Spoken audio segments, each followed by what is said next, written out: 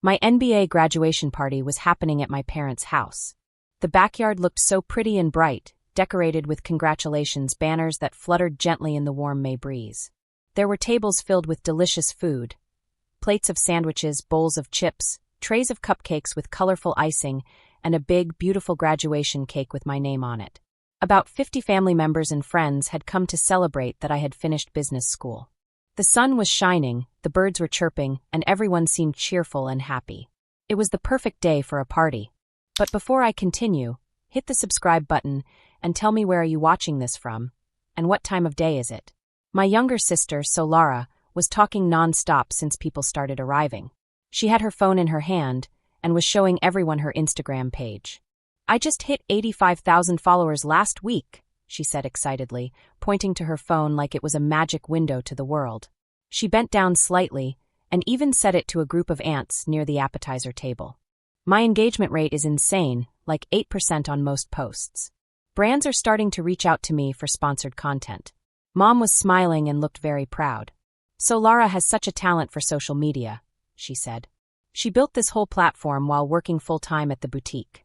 Solara continued, her words tumbling out like a fast waterfall. "I made $400 last month from affiliate links. If I can get to 150,000 followers, I could make this my full-time job. Influencer marketing is the future." I stood near the punch bowl, holding a plastic cup of orange punch, and watched her with mild amusement. This was normal. Solara always found something new to be excited about every few months. She would announce that it was her big chance, get lots of encouragement from the family, then quietly move on when the next shiny thing caught her attention. I smiled faintly. I had learned to accept that Solara loved the spotlight, and she always found it. Then Aziel, one of my family friends, turned toward me and asked, "And what about you, Marzana? What are your plans now that you have finished your MBA?"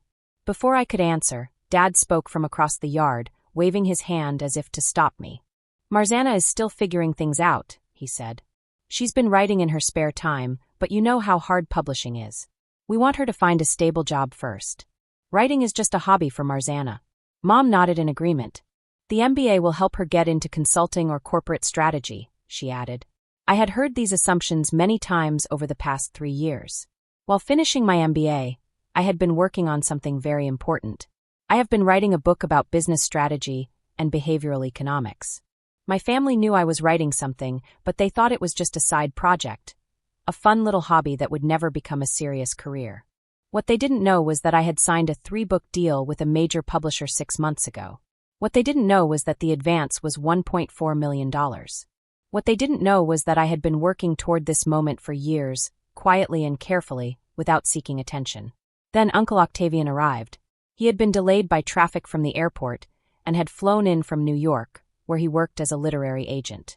Uncle Octavian was Dad's younger brother. He had always been a little different from the rest of the family, choosing books and art over business and stability. Over the years, he and I had grown close because we both loved reading and writing. He made his way through the crowd, giving me a warm hug. "Congratulations," he said cheerfully, then noticed the cake table. "This looks amazing," he said, smiling at the colorful graduation cake. Then he turned to me and his eyes twinkled. "And speaking of amazing, congratulations on that $1.4 million book advance, Marzana. When your agent told me Summit Press had made the offer, I was thrilled for you." The backyard went completely silent. Solara stopped talking mid-sentence about Instagram algorithms. My parents' heads turned toward us, frozen in shock. Aunt Viveka, who was holding a glass of wine, paused halfway to her lips. Even the kids playing in the corner seemed to sense that something very important had just happened. "Book advance," Mom whispered, confused. I set down my cup of punch carefully. "Yes," Uncle Octavian said, helping me explain. "The deal closed in January." He continued, speaking as if nothing unusual had happened. 3 books over 5 years, right? The first manuscript is already finished. That gives you a strong position to negotiate for the next books. Your agent did excellent work. The first book is in final edits and will be published in September. Dad walked over looking pale. "Marzana, what book deal? What are you talking about?" Uncle Octavian looked around, finally noticing the shocked expressions on everyone's faces. "Oh, you didn't know about the Summit Press contract?" "We haven't discussed it," I said calmly. "What's Summit Press contract?" Mom demanded. I took a deep breath. I signed a 3-book deal with Summit Press 6 months ago. The books are about business strategy, based on my MBA research and real case studies from companies I worked with during internships. The total advance for all 3 books is $1.4 million. The backyard was completely quiet. Everyone froze. 50 people stared at us, trying to process what I had just said. So Lara was the first to speak, sounding angry and confused. That's impossible. You've been writing in your free time between MBA classes. Nobody makes $1.4 million from a book, from 3 books. I shook my head gently. Plenty of business authors get advances like this, especially for multi-book deals with strong research and original ideas. Publishers pay for valuable content, not for follower counts or social media numbers. I have research, case studies from Fortune 500 companies, and frameworks that MBA professors and business leaders have approved. That is what publishers want to pay for. Uncle Octavian shook his head slowly, understanding what had happened. Marzana, you've been working on this for 3 years and your parents didn't know you'd sold it? I explained. 10 months ago, when my agent first started shopping for the manuscript, I told my family. Dad said, "Don't get your hopes up." Mom suggested I focus on graduating first. So Lara said, "If you want to build a platform, start Instagram like me." So I stopped updating them. I let them believe the book would never sell while I negotiated a 7-figure deal. Dad sat down heavily at the nearest table. $1.4 million for books about business strategy? He muttered. I nodded. Yes. The first book is called The Behavioral Economics of Organizational Change. It combines academic research with real-life examples, showing how companies can manage change using behavioral science. Uncle Octavian nodded. I read the manuscript. It's brilliant. It fills a real gap in the market. Academic rigor meets practical application. Summit's marketing team is projecting strong sales to companies, corporate training programs, and MBA programs. Mom looked stricken. We thought you were just being optimistic about publishing. $1.40 million, that's $400,000 for the first book, right? Paid in 3 parts, signing, delivery, and publication. Yes, I said calmly. I already received $133,000 when I signed, and another $133,000 when I delivered the final manuscript in March. The remaining $134,000 will come in September, when the book is published. Books 2 and 3 follow similar payment schedules. Uncle Octavian added, and that doesn't include royalties. If the book sells well beyond the advance, Marzana will receive extra payments. So Lara's face turned red. I've been bragging about making $400 from Instagram. You got $266,000 already from a book that hasn't even been published yet. Yes, I said. Though after agent commission and taxes, my actual take-home is lower. But yes, that is correct. Dad finally found his voice. Where is all that money invested?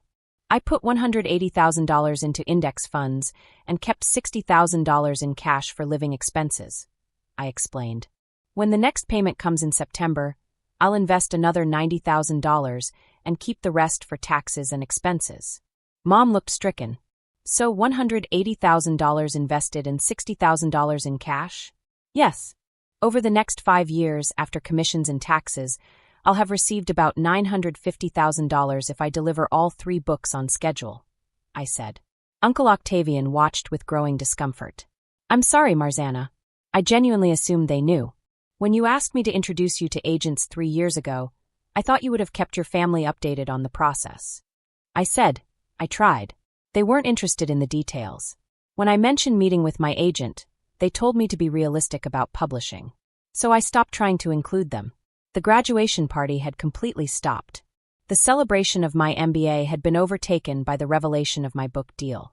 People were whispering and trying to process what had happened. Aunt Viveka hesitated and then asked, What does the book actually cover, Marzana? For the first time all day, someone asked a genuine question about my work. I explained, it examines why organizational change initiatives fail, about 70% of them do. It also provides frameworks using behavioral economics to help companies increase their chances of success. I could see people starting to understand. They were no longer thinking about Instagram or casual MBA graduation plans. They were thinking about the book and what it meant. So Lara, still red-faced, muttered under her breath, I can't believe this. You've been keeping this secret all this time. I smiled gently. Sometimes, working quietly and steadily brings results that surprise people. You don't always need to tell everyone what you're doing while you're working. Uncle Octavian leaned closer and whispered, Marzana, you've been smart and careful. You didn't just rely on hope, you relied on preparation, research, and hard work. That's why you got this deal. I nodded. Exactly. Writing a book like this isn't like posting pictures on Instagram. It's research, interviews, case studies, and frameworks. Publishers pay for content that they know will sell, not just for followers. Dad shook his head slowly, still trying to take it all in. So all this time you were working on something huge, and we didn't even know. Yes, I said. I wanted to focus on my MBA, finish the manuscript, and make sure the book deal was solid before I told anyone. Mom's eyes filled with tears. We are so proud of you, she said, finally letting herself feel the joy and surprise of the moment. So Lara, still flustered, looked at me for a long time. Then she muttered, Well, I guess Instagram isn't the only way to be successful. I laughed softly. Success can come in many forms. Your Instagram work is impressive, but this book is something different. It's research, experience, and patience all coming together. Uncle Octavian smiled. And now the whole family knows. The secret is out, and it's time to celebrate properly. The backyard slowly came back to life. People started talking again, asking questions about the book, wanting to know more about what I had written and how I had gotten the deal. Even so, Lara, after a while, seemed curious and asked, Can I read your manuscript? I nodded. Of course. It's full of examples from big companies and advice that could really help them. You might even learn a few things for your future projects. The celebration of my MBA continued, but now it had a new energy. Everyone was proud, amazed, and talking about the book deal. The sun was still shining, the birds were still singing, and my family finally seemed to understand just how much work I had put into my writing. And for the first time, I felt that my secret, quiet efforts had been noticed, not by the world yet, but by the people who mattered most. I look at things like why people don't like change, why they stick with what they know, and why they follow what other people do. These ideas help me understand how workers react when things at work change. That sounds really smart. Aunt Viveka said. It is smart. I spent 2 years talking to bosses, reading lots of books and papers, and studying examples from companies like Google, Amazon, and even smaller ones. The research was the hardest part. Sometimes I didn't even want to get out of bed because there was so much to read and study. Uncle Octavian nodded. The book is 320 pages. It's full of carefully studied information. Business schools and companies will probably make people read it. It's the kind of book that changes how people think about work. So Lara, my younger sister, was quiet for a long time. Then she asked softly, So when you said you were too busy to help me with my blog last year, what were you really doing? I took a deep breath. I had been waiting for this question for a while. I was busy writing the book. I wrote 2,000 words every day. That's like writing 10 pages of your favorite storybook every single day. And I also had to finish my MBA classes, work with my agent on changes, and prepare the book proposal. I didn't have time to help you with Instagram. I told you I was working on a book, but you said blogging and social media were the real opportunities, so I let you focus on that while I focused on my book. Dad was sitting across from me, thinking hard. What happens after you get the advance money? He asked quietly. I explained. If the book sells well, I will get money from royalties. Royalties are like a reward for every copy of the book sold. Business books sell for a long time to companies. If I'm lucky, it could give me money for 10 years or even more. And the other 2 books I have planned, Book 2 is about making decisions when things are uncertain, and Book 3 is about company culture and how companies measure performance. I already have the plans ready. I need to write them in the next 4 years because of the contract with the publisher. So I will be busy for a long time, but it's a good kind of busy. Mom wiped her eyes. So you're going to be a published author in September? She asked. Yes. The publisher has a strong plan.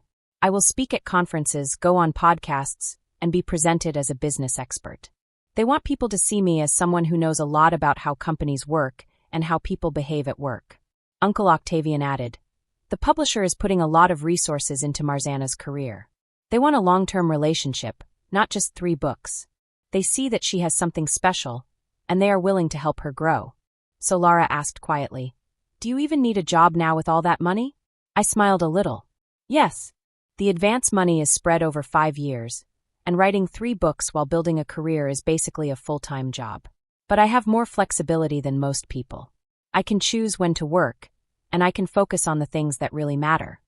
So Lara said, "That must be nice." I studied her carefully.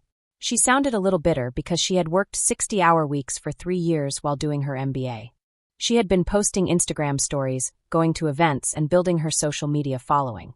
I had been writing early in the morning before classes.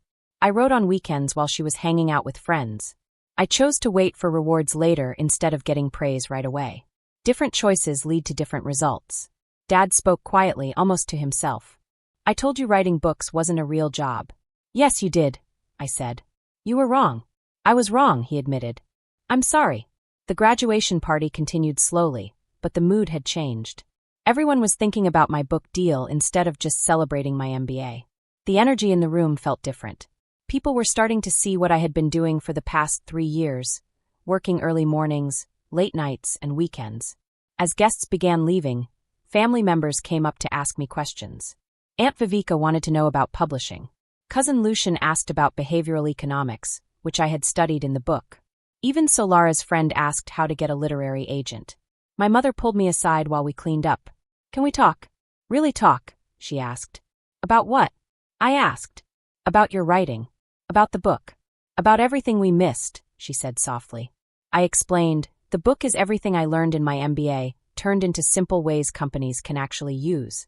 It's not just theory. It's practical. That's why publishers wanted it. They saw that it could really help people make better decisions at work." "Can I read it?" she asked. "You can read it when it comes out in September," I said. "I want to read it now. I want to understand what you've been doing while we weren't paying attention," she said. I pulled out my phone and emailed her the final manuscript. It was 320 pages. It was long, but it was full of good work. Dad joined us, looking serious. "Marzana, I owe you a real apology. I didn't take your writing seriously. I thought it wasn't a real career. I was wrong. Can you forgive me?" I looked at him. "I forgive you. But you need to understand, I didn't keep the book a secret to hurt you. I stopped sharing updates because you didn't believe in the project. I should have believed in you." "Yes, you should have," he said quietly. "Uncle Octavian found me as the last guests left. I'm proud of you. You did something most people only dream about," he said. "Thank you for introducing me to Callistra," I said, referring to my agent. "None of this happens without her. She believed in me from the start and helped me turn the idea into a real book." So Lara approached slowly, looking nervous. "Can we talk?" I nodded. "I've been mean to you about your writing for years," she said. "Yes, you have," I said. "I kept saying you should do social media like me. I acted like your book was a waste of time. I thought it wouldn't go anywhere." "I remember," I said quietly. "I'm sorry. I was wrong. Can you teach me not about writing, but about building something real instead of just chasing followers?" I looked at her carefully. "What do you mean?" "I have 85,000 followers and made $400 last month. You wrote a book and made $266,000. My engagement might be high, but your return is amazing. Can you teach me how you did it?" "If you're serious about learning, yes," I said. Driving home that evening, I thought about everything that had happened. My graduation party had turned into a surprise showing of my success. The shock when Uncle Octavian mentioned the advance money. The silence when I explained the 3-book deal. The moment my family realized they had underestimated me. But here's what really struck me. Their knowledge changed nothing about what I had built. The contract was signed. The first book was edited and ready. The advance money was invested. My success existed even if they didn't notice it right away. Their pride felt nice. Their apologies felt good. Their interest felt nice too. But I had already proven myself through 3 years of early mornings, countless rewrites, and professional recognition from publishers who believed in my work. I had already won. I won when Summit Press made the offer. I won when I held the signed contract. I won when I received the first advance check and realized I really did it. Their recognition was just the ending to a story I had already written. I pulled into my apartment complex, the same modest place I had lived during business school, funded by the advanced money they didn't know existed. Tomorrow, I would review the page proofs for the September release. Next week, I would record a podcast about organizational change. Next month, I would start outlining book 2. My life would continue exactly as it always had, focused, disciplined, and built on work that mattered to me no matter what anyone else thought. The only difference was that now my family finally understood what Uncle Octavian and my agent had known for months. I was already a successful author. The book was already sold. My career was already launched. And I had built it all while they told me to be realistic and get a real job. That night, I got a text from Mom. I started reading your manuscript. I'm on page 40. Marzana, this is brilliant. I'm so sorry we didn't see this. I replied simply, thank you. Keep reading. The book will show you everything. I thought about my life for a while as I got ready for bed. 3 years of hard work, early mornings, late nights, and dedication had brought me here. While others were busy posting online, I was learning, writing, and building a real career. I had shown myself what I could do before anyone else did. It felt amazing to know that my success didn't depend on anyone else believing in me. Even if my family had doubted me for years, I had never doubted myself. I had believed in my own ideas, in my own work, and in my ability to see a goal and reach it. The next morning, I woke up early as usual. I made coffee, opened my laptop, and checked the emails from my agent and publisher. There were questions about edits, formatting, and final approvals.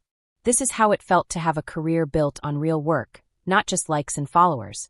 It was quiet, steady, and meaningful. So Lara texted me, asking for advice on how to start building something real.